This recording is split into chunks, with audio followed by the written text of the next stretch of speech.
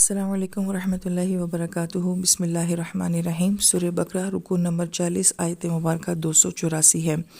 اللہ تعالیٰ فرماتے ہیں جو کچھ آسمانوں میں ہے، جو کچھ زمین میں ہے، سب اللہ ہی کا ہے، اور جو باتیں تمہاری دلوں میں ہیں خواہ تم ان کو ظاہر کرو یا چھپاؤ، اللہ تم سے ان کا حساب لیں گے۔ پھر جس کو چاہیں گے اللہ تعالیٰ معاف کر دیں گے، اور جس کو چاہیں گے اللہ تعالیٰ سزا دیں گے، اور اللہ تعالیٰ ہر چیز پر قدرت رکھنے والے ہیں۔ سورہ بقرہ کی یہ خاصیت رہی ہے کہ اس میں طویل 3 آیات بھی آتی رہی ہیں۔ ہم نے آیت البر کو بھی دیکھا، آیت دین کو بھی دیکھا، آیت الکرسی کو بھی دیکھا۔ اسی رکوع میں آخری 2 آیات ایسی ہیں جو کہ دعا کے اوپر مشتمل ہیں، اور وہ بھی طویل آیات میں سے ہیں۔ پھر اس آخری رکوع کے بہت سارے فضائل بیان کیے جاتے ہیں، اور بالخصوص اس رکوع کے آخری 2 آیات کی بہت فضیلتیں بیان کی جاتی ہیں۔ ایک حدیث پاک کے مفہوم کے مطابق اللہ تعالیٰ کے عرش کے نیچے جو خزانے ہیں ان سے یہ 2 خاص موتی ہیں جو کہ اس امت کو دیے گئے ہیں۔ اور ایک روایت کا مفہوم یہ بیان کیا جاتا ہے کہ آپ علیہ السلام کو یہ آیات شب معراج میں دی گئی تھیں، تو گویا کہ باقی سارا قرآن آپ علیہ السلام کو زمین میں دیا گیا، مگر یہ خوبصورت آیات آپ علیہ السلام کو آسمانوں پہ بلا کے دی گئی ہیں۔ تو اس سے اندازہ ہو جاتا ہے کہ ان آیات کی کیا خاصیت ہے۔ اور ایک روایت کا مفہوم یہ بیان کیا جاتا ہے کہ کل کائنات کی تخلیق سے پہلے اللہ تعالیٰ نے اپنے دست مبارک سے ان آیات کو خود لکھا تھا۔ پھر حضرت عمر تعالیٰ عنہ کا قول بیان کیا جاتا ہے کہ وہ شخص بد نصیب ہے جو ان کو پڑھے بغیر سو جاتا ہے، لہٰذا ان آیات کو پڑھنے کے بعد جو دعا مانگی جاتی ہے اس کی قبولیت کا بھی اکابرین سے قول ملتا ہے۔ لہٰذا اس طرح کے بہت سارے اور فضائل بھی ہیں جو کہ حدیث مبارکہ میں بیان کیے گئے ہیں۔ للہ ما فی السماوات و ما فی الارض کے بارے میں جو خوبصورت نقطہ بیان کیا جاتا ہے وہ یہ کہ پوری سورہ بقرہ میں ہمیں بہت زیادہ احکام سنائے گئے ہیں، بلکہ سب سے زیادہ احکام اسی صورت مبارکہ میں سنائے گئے ہیں۔ لہٰذا اس صورت میں ہم عبادات کو بھی دیکھتے ہیں، احکامات کو بھی دیکھتے ہیں، انفاق فی سبیل اللہ بھی دیکھتے ہیں، قتال فی سبیل اللہ بھی دیکھتے ہیں، سود بھی دیکھتے ہیں، تجارت بھی دیکھتے ہیں۔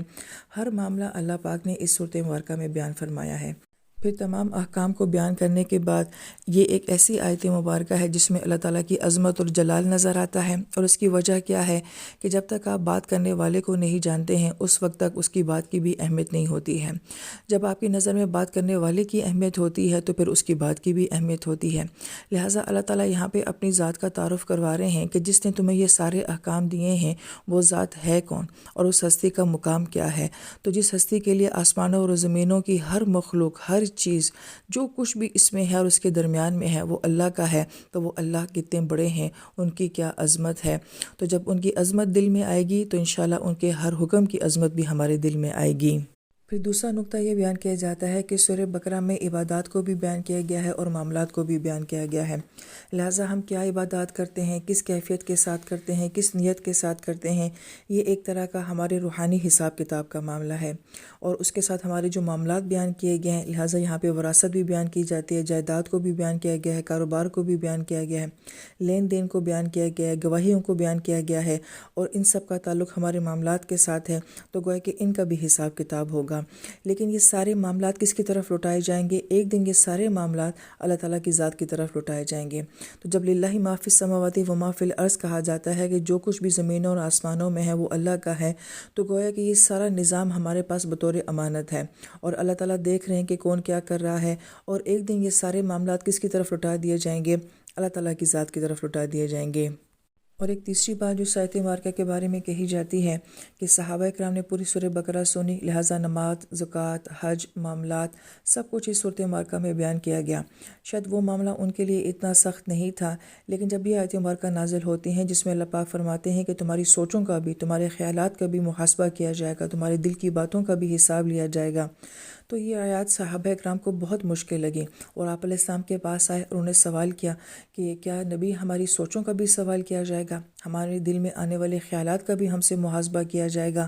تو آپ علیہ السلام نے خاموشی کا اظہار فرمایا، کیونکہ آپ علیہ السلام نہیں چاہتے تھے کہ صحابہ کرام بھی وہی بات کریں جو کہ بنی اسرائیل نے کی تھی کہ ہمیں یہ سب کچھ ماننا بہت مشکل لگتا ہے۔ لہٰذا یہ آیت مبارکہ صحابہ کرام پہ بہت دشوار تھی، مگر اس کیفیت میں صحابہ کرام 1 سال تک رہے اور انہوں نے اس بات کو قبول کیا۔ پھر اس آیت مبارکہ کے بارے میں کہا جاتا ہے کہ گویا کہ 2 انداز یہاں پہ بیان کیے گئے ہیں۔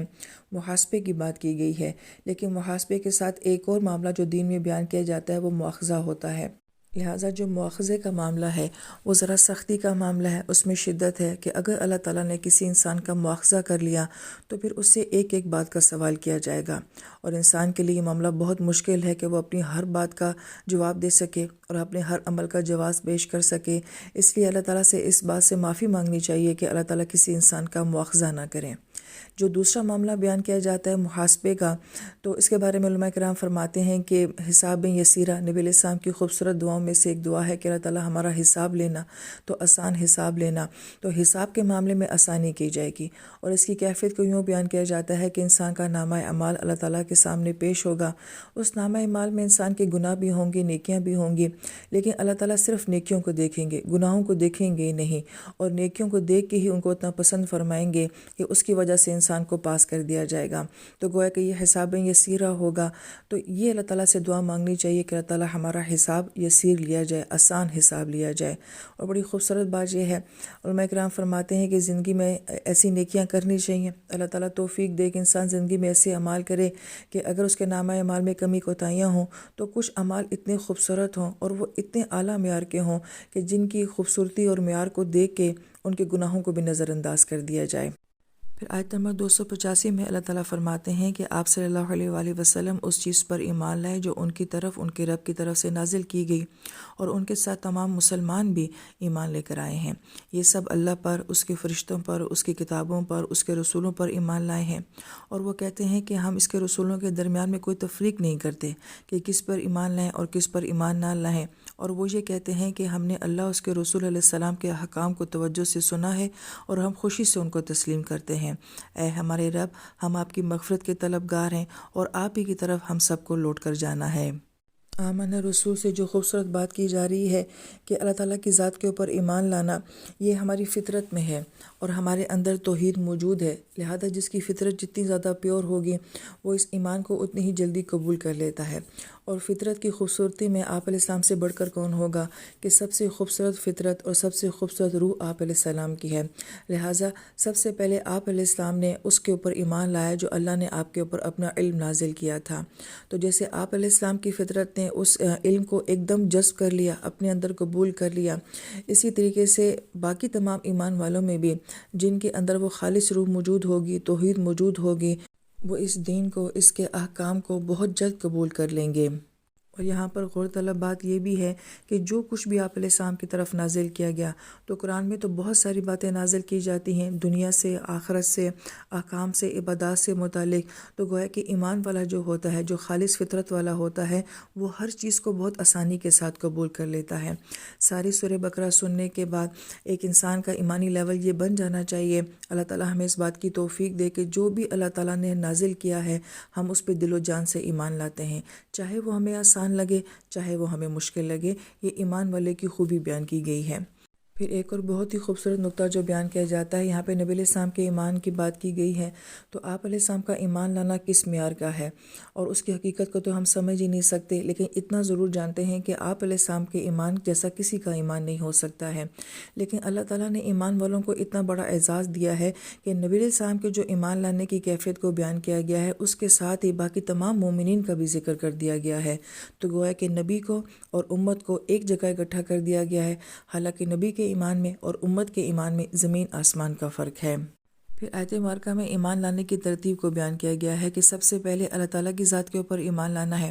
اور پھر اس کے بعد فرشتوں کا ذکر کیوں کیا گیا؟ اس لیے کہ ہم تک جو علم بھی آسمان سے زمین پر پہنچایا جاتا ہے وہ ان فرشتوں کے ذریعے پہنچایا جاتا ہے۔ اگر آپ کسی ذریعے کو تسلیم نہیں کرتے ہیں تو ظاہری بات ہے کہ اس ذریعے سے ملنے والی ہر چیز کو بھی آپ تسلیم نہیں کرتے ہیں، لیکن جب آپ فرشتوں کو مان لیتے ہیں، ان کے اوپر ایمان لے کر آتے ہیں، تو پھر وہ جو کچھ بھی ہمیں لا کے دیتے ہیں نبیوں کے ذریعے، یا جو بھی علم سناتے ہیں ہمیں نبیوں کے ذریعے، ہمیں اس کا اعتماد اور یقین ہوتا ہے۔ اور پھر یہ فرشتے کیا لے کر آتے ہیں؟ وہ کتبی، اللہ تعالیٰ کی کتابوں کو لے کر آتے ہیں، علم کو لے کر آتے ہیں۔ کس پر لے کر آتے ہیں؟ رسولوں کے اوپر لے کر آتے ہیں۔ تو گویا کہ وہ چینج یہاں پہ بیان کی گئی ہے کہ اللہ سے فرشتے اور فرشتے سے کتابوں کا ملنا اور کتابوں سے رسولوں کے اوپر نازل ہونا، اور اس سب کے اوپر یقین اور اعتماد اور ایمان کا ہونا۔ پھر فرمایا گیا کہ کسی نبی کے درمیان میں کوئی فرق نہیں کرتے ہیں۔ فضیلت انبیاء کے مسئلے کو پہلے بیان کر دیا گیا ہے کہ ہر نبی کو اللہ پاک نے کسی خاص معاملے میں خاص فضیلت دی ہے۔ اگرچہ نبی علیہ السلام کے شان علی کو بہت اعلیٰ مقام میں بیان کیا جاتا ہے، لیکن یہاں پہ فضیلت انبیاء کی بات نہیں ہو رہی بلکہ تفریق انبیاء کی بات ہو رہی ہے کہ ہم کسی نبی کے درمیان میں کوئی فرق نہیں کرتے ہیں۔ یہ اس امت کا اعزاز ہے کہ یہ نہیں کہتی کہ ہم اس نبی کو تو مانتے ہیں مگر اس کو نہیں مانتے ہیں، اور نعوذ باللہ یہ امت کبھی بھی اس بات کا تصور ہی نہیں کر سکتی کہ جیسے وہ اپنے نبی علیہ السلام کے لیے کسی قسم کی بے ادبی کا نہیں سوچ سکتی، اس طرح سے وہ کسی نبی کے لیے بھی اس کی بے ادبی کا تصور بھی نہیں کر سکتی ہے۔ ہم یہ دیکھتے ہیں کہ جو امتیں اپنے نبیوں کو مانتی ہیں، یعنی کہ بنی اسرائیل یا بنی اسرائیل میں سے آپ یہود و نصارہ آ گئے ہیں، تو ایون یہ لوگ اپنے نبیوں کے کارٹون بھی بنا لیتے ہیں، اور اپنے نبیوں کے بارے میں ان کی کتابوں میں ایسی باتیں ہیں کہ جس کے بارے میں اس امت کا کوئی فرد تصور بھی نہیں کر سکتا ہے۔ لہٰذا اس امت کی خاصیت کیا ہے کہ تمام نبیوں سے محبت کرنے والی ہے اور تمام نبیوں کا احترام کرنے والی ہے۔